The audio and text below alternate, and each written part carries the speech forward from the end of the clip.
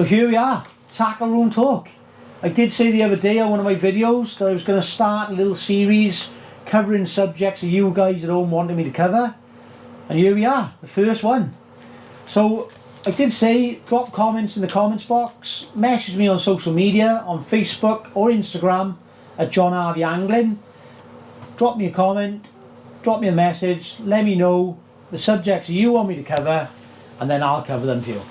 So I had a message the other day and a gentleman asked me what elastics I use and when would I use them. So I thought, what a better way to kick off the series than to talk about elastic choices. So here we are. So I'm a big believer in hollow elastics. I love hollow elastics, especially for carp fishing. It's a bit different with F1 fishing, and I do use some Dura-Slip elastics, some hybrid elastics for certain types of carp fishing, but I'll run through that in a minute. So as a general guide, the 11 hollow, the 13 hollow and the 15 hollow, they're sort of my three hollow elastics that cover me for all my carp fishing, all my sort of general commercial carp fishing. So the 11 hollow I use for sort of if I think I'm going to catch a few silvers as well, and for fishing worms or something like that, and I'm going to catch a few big skimmers, some silvers, some smaller carps, smaller F1s with an odd sort of 3 to 6 pound carp mixed in. The 11 hollow is absolutely perfect for that. The 13 hollow and the 15 hollow are sort of more my go-to bagging elastics then. So my 13 hollow I use for like fishing short and fishing long, when I'm sort of just ticking away, fishing pellets, fishing meat, you know, catching fish between 3 and sort of 10 to 15 pound. That 13 hollow is absolutely fantastic for that. It is soft, but it is very, very powerful. And right at the end, when you're pulling that puller bung out, it can power it really quick. The 15 hollow is sort of my go-to edge and short elastic for big fish. If I'm fishing places like Belingi, Larford, these venues where there's big fish in the edges and short, and you need to make the most of those last hour, hour and a half, 2 hours maybe of a match and land these fish quick. That 15 hollow is absolutely fantastic for that. I've landed some big weights and done some big weights in the last hour on that. It's soft when you hook a fish, so you can guide them out to the swim. It doesn't make that much disruption, but also it's very, very powerful to get those fish in quick. Now, there is one sort of area of carp fishing that I don't use hollows in no more. I used to use hollows doing it, but I've changed recently. And this is shallow fishing and mugging when you're fishing long lengths.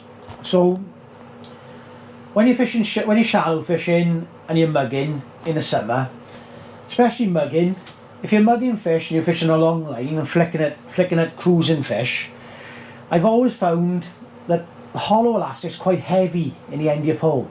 You're mugging big fish, so you need 13 or 15 hollows in the end of your pull, and I've always found them to be quite heavy.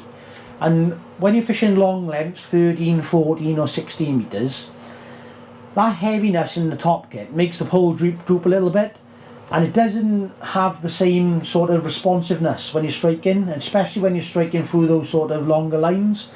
So recently I've started using the Dura-Slip, which is a hybrid elastic.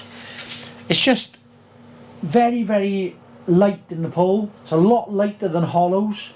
So I've been using the 15 Dura-Slip and the 17 Dura-Slip, but I got 17 Dura-Slip in this top kit here. So it's 11, 17 Dura-Slip. It's very, very soft on the initial strike, but it powers up very, very quickly. And like I said, it's very, very light in the kits, so it allows me to strike quite quickly and get that pull to act really responsive when I'm striking through those longer lines. So I've started using those Dura-Slips for shallow fishing at long lengths for big carp and mugging carp. So the 15 Dura-Slip and a 17 Dura-Slip is what I use for them. Now, like I just showed, I do use Dacrons You don't even see that there. That's how I connect my rigs to my elastic. I prefer Dacrons for my carp fishing because I don't think you need to be as direct as you do with F1s. I think with F1s it's a bit different. You need to be very direct to hook the fish when you're fishing shallow and that. But with carp fishing you tend to use longer lines, and you're striking through longer lines, or you're flicking a rig past your pole tip or off to the side of your pole tip. So Dacrons are my choice for carp fishing. I think the way they connect to the elastic makes the elastic last a little bit longer, and I just got a lot more confidence playing big fish with a Dacron. Now it's different with F1s, like I said, and I'll move on to F1s now. So a lot of my F1 fishing is done with short stops. I got 2 short stops here. Now I love short stops. They're brilliant. They've got a shorter bit of elastic in them. The fish pops up a little bit closer to you, but also 1 or 2 strips and you've got enough pressure to play the fish. So my go-to sort of elastics for my F1 fishing, I did use hollows. I was always a big sort of believer in hollows, but recently with this Duraslip I've been converted. I've gone over to the Duraslip. So the 9 Duraslip, the 11 Duraslip, and the 13 Duraslip, sorry, the white one. Those sort of 3, the 9, the 11 and the 13, they cover me for all my F1 fishing through the spring and the summer. So the 9 Duraslip I use when there's sort of eyed and smaller F1s about. The 11 Duraslip I use for a lot of my shallow fishing in the summer, and the 13 Duraslip I use for shallow fishing when I'm really bagging, and mudline fishing for F1s, and down the edge fishing for F1s, and even if I'm throwing a maggot line short, I'd use the 13.